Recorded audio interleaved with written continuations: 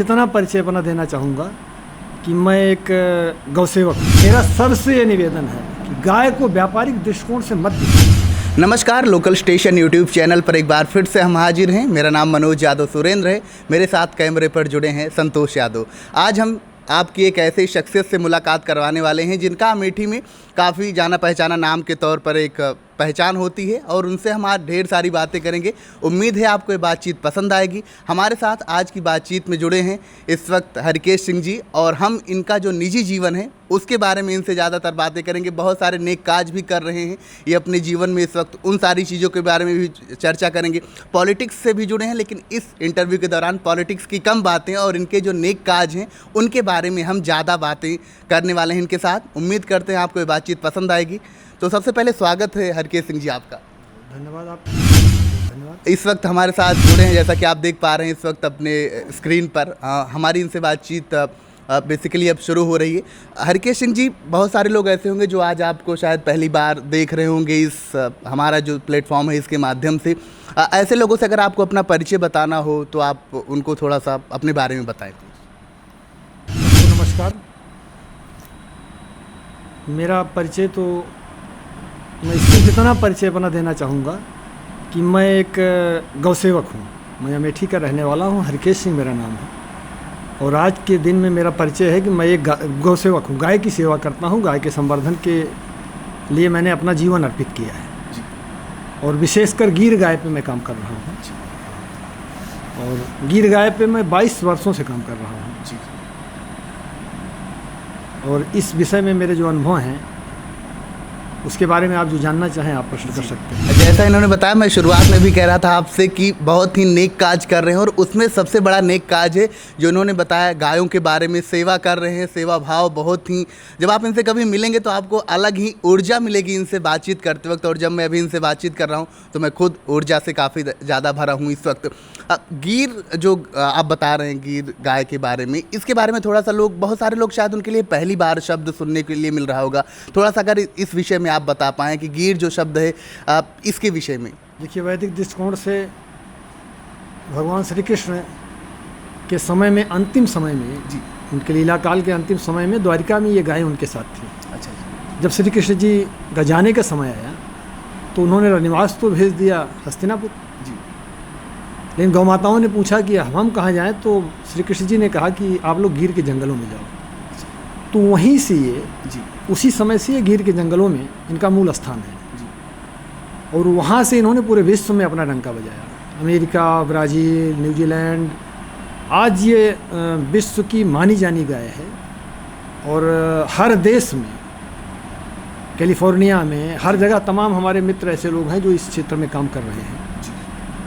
तो अपने आप में बहुत ही सर्वगुण संपन्न गाय। अब इनके गुणों के बारे में चर्चा करना इस समय बहुत समय कम है जी। कभी इस विषय पे बात करेंगे हम। लेकिन मेरा इनसे जुड़ाव जो हुआ सन 2001 में हुआ।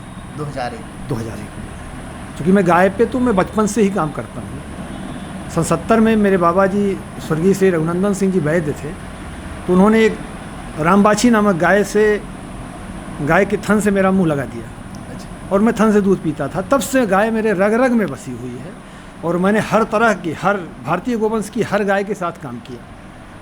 लेकिन एक सपना था गिर गाय के साथ कभी काम करूंगा, और ये सपना उस समय आया जब स्वर्गीय श्री राजीव गांधी जी प्राइम मिनिस्टर होते थे और उन्होंने 40 गायें ब्राज़ील को दिया था। तो मैंने फ़ोटो देखी थी कि गिर की गाय की, इनकी सुंदरता पे मैं मुग्ध हो गया। और लेकिन यह गाय प्राप्त करने में मुझको काफ़ी समय लगा। एक गाय मुझको मिली इस्कान के माध्यम से जिसका नाम कल्याणी था, और उन कल्याणी गौ माता 2001 में मेरे साथ आई। और अभी आप उनकी समाधि भी पे जाइएगा, समाधि देखिएगा, उनकी समाधि मैंने बनवाई है। तो और वो 22 वर्षों तक मेरे साथ रही। इस जीवन काल में उन्होंने 18 बच्चों को जन्म दिया और उनकी कृपा से मेरे पास 200 के ऊपर गायें हो गई। और आज मैंने ये कहते हुए मुझे खुशी हो रही है कि जो चीज़ बड़ी बड़ी सरकारें किसी को नहीं समझा पाई, बड़े बड़े धर्मगुरु नहीं समझा पाए, वो मैंने अमेठी वालों को समझाया कि नंदी का महत्व क्या होता है। और आज अमेठी के कई गांवों में, चाहे भीमी हो, अरसहनी हो, भवसिंहपुर हो, चतुर्भुजपुर हो, जामो हो, गौरीगंज हो, तमाम गांवों में मतलब मेरे नंदी पल रहे हैं। और जो मेरे गौशाला से नंदी लेके जाता है उसको मैं 22 फरवरी को एक बछिया उपहार स्वरूप देता हूँ। उस बछिया के माध्यम से धीरे धीरे गौ संवर्धन अमेठी में हो रहा है और मेरा अपना सपना है कि अमेठी के हर घर में गीर गाय हो। इस सपने के साथ मैं काम कर रहा हूँ और इसमें मेरी कोई अपनी बहुत बहादुरी नहीं है या मेरा कोई इसमें योगदान, मेरा कोई वो नहीं है। ये सब गौ माता का कमाल है, ये उनका प्रताप है। उनके प्रताप से मैं आज भी अपने आवास पर भी मैं 10 गौ माताओं के साथ रहता हूँ। यहाँ इस आवास पे हमारे अभी आप देखेंगे 10 गौ माताएँ हैं, छोटी बड़ी मिला के। तो जीवन में इससे शांति अनुभव होती है और मुझे लगता है कि मैं कोई काम कर रहा हूँ और मैं सिर्फ गौ माता का कर्ज उतार रहा हूँ। मैं जहाँ पहुँचा हूँ, जहाँ तक आया हूँ, ये गाय ने मुझको सब दिया है। तो आज की तारीख में मैं चाहता हूँ कि जीवन भर मैं ऐसे करता रहूँ। जैसा आपने देखा कि इन्होंने कैसे जो गीर नस्ल की गाय होती हैं उनके बारे में बड़ी बारीकी से पूरी एक तरह से आप देखेंगे तो यात्रा इन्होंने बारी बारी से बता दी। विदेशों के कई जो देश अपने देश के बाहर के जो देश हैं उनका भी इन्होंने इस बातचीत में जिक्र किया और बताया कि किस तरह से गीर जो गाय है उनकी उसका किस तरह से इतिहास की अगर बात करें तो भगवान श्री कृष्ण के युग से उनका जो है वो नाता रहा है और उसके बाद फिर बाकी चीज़ें हरकेश जी इस वक्त इस इंटरव्यू में हमारे साथ साझा कर रहे हैं। अभी आपने बात की कि गौ संवर्धन के बारे में कई सारे गाँव का और जगहों का भी आपने जिक्र किया।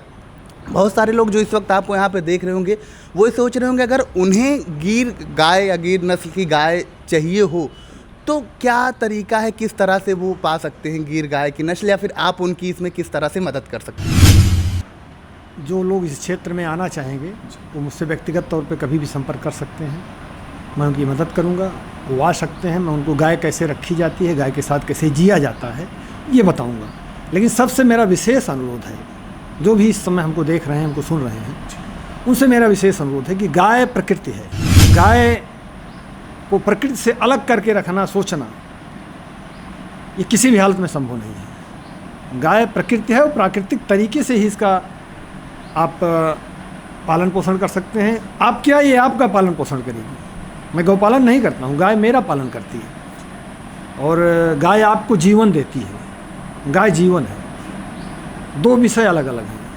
आज का जो समाज है, आज का जो देश है, आज की जो व्यवस्था है, इसमें शायद बहुत सारे लोगों को मेरी बात समझ में ना आएगी, क्योंकि आज तो हर आदमी अर्थ के पीछे भागता है, हर आदमी व्यापार के बारे में सोचता है। कोई भी चीज़ आप लेंगे तो सबसे पहले व्यापार ही सोचते हैं। लेकिन हमारे वेदों में गाय को माता की संज्ञा दी गई है, माता माना गया है। तो गाय को माता के रूप में देखिए और माता के साथ व्यापार नहीं होता है, माता के साथ कोई व्यापार नहीं होता है जी। आज तो इस देश में माताओं को अनाथ आश्रम भी भेजा जाता है, तो मैं कैसे लोगों से उम्मीद करूं गाय को अपनी माता मानेंगे। लेकिन कुछ लोग होंगे, एक गाय को आपने पाला तो आपकी आने वाली पीढ़ियां सुधर जाएंगी। और ये भी सही है कि आप इस जो आज की दौड़ है इसके अनुसार गाय तो नहीं आपको व्यापार देगी, लेकिन जब आप गाय के साथ धैर्य से रहेंगे तो गाय आपको इतना बड़ा व्यापार देती है कि आप उसको संभाल नहीं पाते। तो कितनी बड़ी बातें इन्होंने कही। अगर आप पूरे इस बातचीत को अगर अब तक आप देख रहे हैं तो आपको समझ आया होगा कि गाय जो होती है उसका कितना महत्व हमारे जीवन में होता है। और जैसा बताया हरकेश जी ने कि व्यावसायिक दृष्टिकोण से, आर्थिक दृष्टिकोण से अगर आप सोचेंगे तो शायद उस आनंद की प्राप्ति आपको नहीं हो पाएगी जिस आनंद की प्राप्ति शायद अभी हमारे साथ बैठे हुए हरकेश जी कर रहे हैं। एक सवाल है, आजकल आप भी देखते होंगे कि बहुत सारे गौवंश जो हैं वो रास्तों पर टहलते हुए दिखते हैं, बहुत बार दुर्घटनाओं का शिकार हो जाते हैं। जो लोग इस तरह से गायों को छोड़ देते हैं, एक तरह से जब तक वो दूध दे रही होती हैं उनको अपने पास रखते हैं और एक वक्त बाद उनको छोड़ देते हैं, एक गौ सेवक और एक गौ चिंतक होने के नाते हरकेश सिंह जी इस चीज़ को कैसे देखते हैं और ऐसे लोगों से आप क्या कहना चाहते हैं? बड़ी पीड़ा होती है ये सब देख करके, लेकिन इसमें मैं उनकी गलती नहीं मानूंगा जो गाय को छोड़ देते हैं। मैं और पीछे जाना चाहूँगा, बहुत पीछे जाना चाहता हूँ। जब ये देश आज़ाद हुआ था सन 47 में, इस देश की आबादी 32 से 34 करोड़ के बीच में थी और गायों की संख्या भी इतनी ही थी। गाय का मतलब भारतीय गौवंश की गाय जी, जिसमें लगभग 365 प्रजातियाँ थीं और आज गाय की संख्या 3 करोड़ के लगभग आ गई है। कितना डिटोरिएशन हुआ गाय की संख्या में, और आदमी जनसंख्या जो है 140 करोड़ के ऊपर चली गई। तो दुर्भाग्य ये है कि हम जिसको माता कहते हैं, जिसको गाय कहते हैं, वो गाय तो आज 3 करोड़ के नीचे आ गई, बची ही नहीं। और जिस गाय को गाय के नाम पे, श्वेत क्रांति के नाम पे 1970 में जिस गाय को ला के स्थापित किया गया, वो तो गाय है ही नहीं है। तो 4 पैर की एक जानवर है जो A1 मिल्क देती है, और वो A1 मिल्क मानव स्वास्थ्य के लिए विष के समान है। विदेशों में कहीं भी इस A1 मिल्क का सेवन नहीं होता है, और हमारे देश के लोग उसी को गाय समझ बैठे। और इस बात का विरोध मेरे स्वर्गीय बाबा जी ने 1970 में किया था कि गाय के साथ ये बहुत बड़ा धोखा होने जा रहा है। और आज हम वो चीज़ें देख रहे हैं। आज आज विज्ञान ये प्रूव करता है कि भारतीय गोवंश की गाय जो बची है, ये A2 मिल्क देती है। A2 मिल्क मानव स्वास्थ्य के लिए अमृत के समान है, जिसका हमारे वेदों में जिक्र है। और ये जो विदेशी गोवंश है, A1 मिल्क देता है। A1 मिल्क आप इसको सर्च करिए कहीं भी नेटवर्क पे, जो भी आप देखें, इसका पूरा इस पर विस्तृत उसमें जाना भी उचित नहीं है। लेकिन A1 मिल्क मानव स्वास्थ्य के लिए विष के समान है। तो उस विष का सेवन करना हमारे देश के नौजवानों की, बच्चों की मजबूरी हो गई। इसके पीछे सरकारी नीतियाँ जिम्मेदार हैं। 1970 में जो श्वेत क्रांति आई, उसका नतीजा है कि आज ये गायें सड़क पे टहल रही हैं। आप मेरे दरवाजे पे आए हो, अगर आज आपके मुंह में मैं किसी बहाने से मक्खी डाल दूं आपके पेट में, तो आप यहीं पर पलटी करोगे। तो हमारे किसानों के मुंह में, पेट में ये गाय रूपी मक्खी डाल दी गई जी। और आज हमारा दुर्भाग्य है कि मेरे देश के लोग, मेरा जो भी इस देश का संचालन कर रहे हैं, चाहे प्रशासनिक अधिकारी हों, चाहे नेता हों, किसी की समझ में नहीं आ रहा है कि गाय, वास्तविक गाय है कहाँ। और वास्तविक गाय है नहीं, और जो गाय के नाम पे ये जानवर घूम रहे हैं जी, 4 पैर वाले, इनको हम गाय समझ के पीड़ा व्यक्त करते हैं, दुख व्यक्त करते हैं।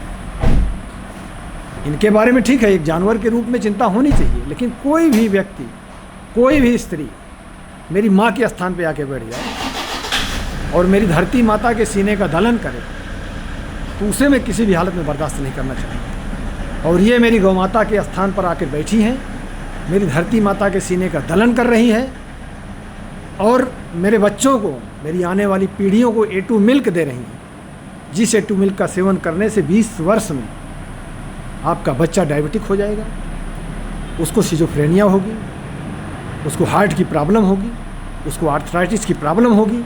इन सारी बीमारियों की जड़ ये गाय है, जिसको हम गाय समझ करके कहते हैं कि ये सड़क पर टहल रही है। तो सड़क पर टहलने वाली गायें गाय नहीं है सब, उसमें कुछ गायें हो सकती हैं। तो आज हमारी जिम्मेदारी है, इस गवर्नमेंट की जिम्मेदारी है कि जो असली गायें हैं उनको खोज के निकालें, उनका संवर्धन करें, उनकी पहचान करें और उनको आगे बढ़ावें, ताकि हमारी आने वाली पीढ़ियों को सही गौ माता का दूध मिले, सही गौ माता का मक्खन मिले, जो वास्तविक गौ माता है उनका मक्खन मिले। तभी हमारे देश में आने वाली पीढ़ियाँ कृष्ण बनेगी, राम बनेगी। रामचंद्र जी ने इन्हीं के लिए अवतार लिया था जी। विप्रधेनु सुरसंत हिन लीन मनुज अवतार।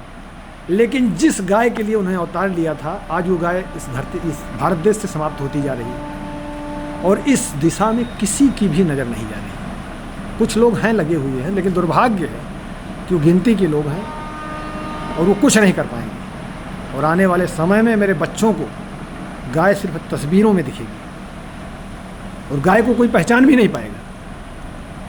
तो आज ये दुर्भाग्य है इस देश का।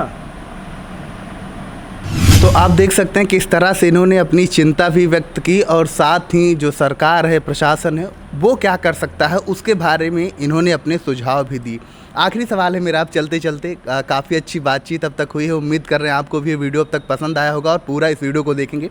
हरकेश जी, जैसे अभी आप बता रहे थे कि अपनी आपने चिंता भी व्यक्त की, एक गौ सेवक होने के नाते आप सारे लोगों को संदेश क्या देना चाहेंगे? कोई एक लाइन में, एक मंत्र जो आपके लिए काम किया है। जैसे आपने बताया कि साल 2001 के बाद से आपके लिए चीज़ें किस तरह से होती चली गई, और आज जो कुछ भी आप हैं, आपने श्रेय भी दिया गौ माता को कि उसमें आपका, उनका बड़ा योगदान रहा है आपके जीवन में, ख़ास तौर पर एक व्यक्तिगत जीवन में अगर हम बात करें आपकी।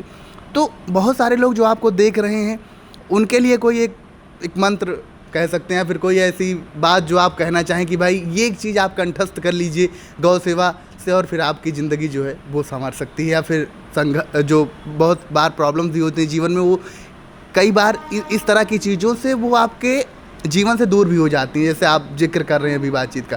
क्या कहना चाहेंगे आखिरी चीज़ जो इस इंटरव्यू के जरिए आप बताना चाहेंगे लोगों से जो गौ सेवा को लेकर के जिनके मन में तरह तरह की चीज़ें रहती हैं, या फिर उनके लिए कोई एक बात जो आपके लिए अब तक काम की और उनके लिए भी कर सकते? अपने बारे में तो मैं सिर्फ यही कहूँगा कि अर्थ न धर्म न काम रुचि, गति न चहो निर्वाण, जन्म जन्म रति गाय पद, यह वरदान नयान। मैं किसी भी जन्म में यही चाहूँगा कि मैं गौ सेवक ही रहूँ, और मेरा अंतिम समय आए तो मेरा हाथ गाय के चरणों पे हो और मेरी आंखों में गाय की सूरत हो। और आप सबसे मेरा ये कहना है कि गाय को पहचानिए, आपके मन में भी यही भाव उत्पन्न होगा। गाय के नज़दीक जाइए और गाय को समझिए, असली गाय को समझ करके, और गाय और पूतना रूपी गाय में अंतर समझिए। बस इतना करिए, गाय आपको सब सिखा देगी। मैंने कहीं से कुछ नहीं, मैंने सिर्फ गाय से ही सीखा है। और सबसे मेरा निवेदन है कि अगर अपनी अगली पीढ़ी को सुरक्षित रखना चाहते हो, आप चाहते हो कि आपकी अगली पीढ़ी कृष्ण बने, राम बने, तो आप गाय से जुड़िए। तो बहुत बहुत शुक्रिया हरकेश सिंह जी का, जो हमारे साथ इस पूरी बातचीत में बने रहे। और आपने देखा कि किस तरीके से इन्होंने इस बातचीत के दौरान जो गौ सेवा है उसको लेकर के अपने विचार तो व्यक्त किए ही, इन्होंने इस बातचीत में अपने बाबा जी को भी याद किया जिनसे इनको प्रेरणा मिली, और खुद साल 2001 से लेकर के अब तक गौ सेवा में लगे हुए हैं। आप इस वीडियो में ही तमाम तस्वीरें और चित्र देख पाएंगे जो इनके द्वारा नेक काज किए जा रहे हैं, खास तौर पर गौ सेवा को लेकर के। अभी हम इस वक्त इनका जो भोपाल आवास है बिल्कुल अमेठी शहर में, वहाँ पर इनसे हम बातचीत कर रहे हैं। और यहाँ पर भी 1 दर्जन से ज़्यादा गायें इनके पास हैं जिनकी खुद सेवा करते हैं और गायों की सेवा में तल्लीन रहते हैं हमेशा। फिलहाल इस बातचीत को यहीं पर रोकेंगे। मेरा नाम है मनोज यादव सुरेंद्र। आपको ये वीडियो कैसा लगा ज़रूर बताएं। कैमरे पर साथ दे रहे थे संतोष यादव। वीडियो देखने के लिए बहुत बहुत शुक्रिया। नमस्कार।